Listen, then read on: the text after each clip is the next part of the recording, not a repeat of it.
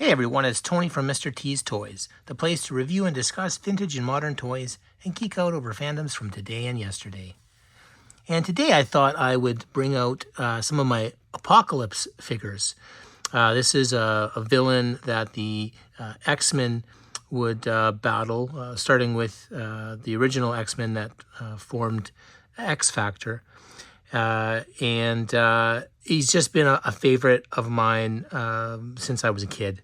So the X-Factor comics came out in the 80s, and they were basically the original X-Men of Cyclops, Jean Grey, Beast, Iceman, and Angel.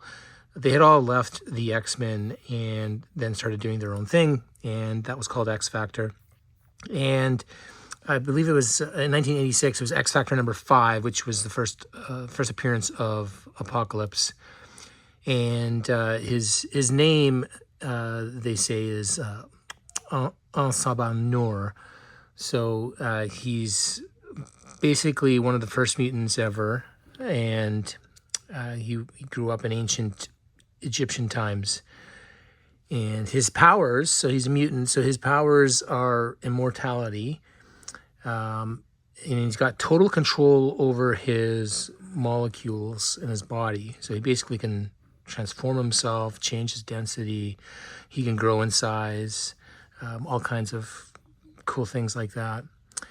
And then his blood actually heals other mutants, but it is fatal to humans. So that's, and there's a number of things he's done, modifications to his body. He can communicate with technology like a different level, things like that. So just a cool character, cool bad guy that the X-Men have had to battle over the years. This here is a Marvel Select figure that I picked up not too long ago, and it's decent. It's a good size. I bought this one just because I like the scale. So here's some Marvel Legends from Age of Apocalypse, and they just kind of scale nice with this larger this larger Apocalypse. Now behind us here, we've got the animated release of Apocalypse, and this. I think this is a fun figure. It's not one that I need to take out. It just looks nice on the card, and you can just see a size comparison. It's still decent. Like it's only a little shorter than the Marvel Select one, and this is the Marvel Legends scale. So that's nice. I just I prefer this coloring. My favorite X-Men Apocalypse figure is this Toy Biz Build-A-Figure. I can't even fit him in the frame. This came out from the Toy Biz Marvel Legends Build-A-Figure wave, and it's just massive. And the sheer the sheer body dimensions, just see the muscle, the lats, the way he is